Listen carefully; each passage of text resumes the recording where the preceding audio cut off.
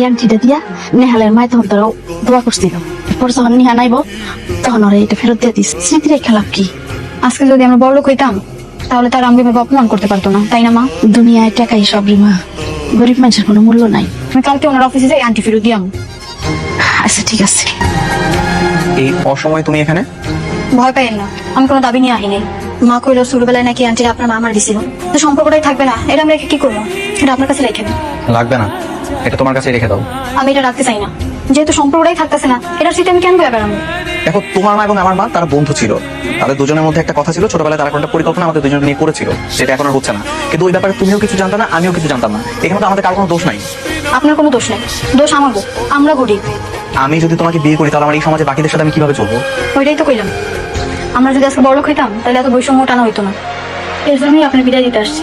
আমি কোনো পিছুটা রাখতে চাই না।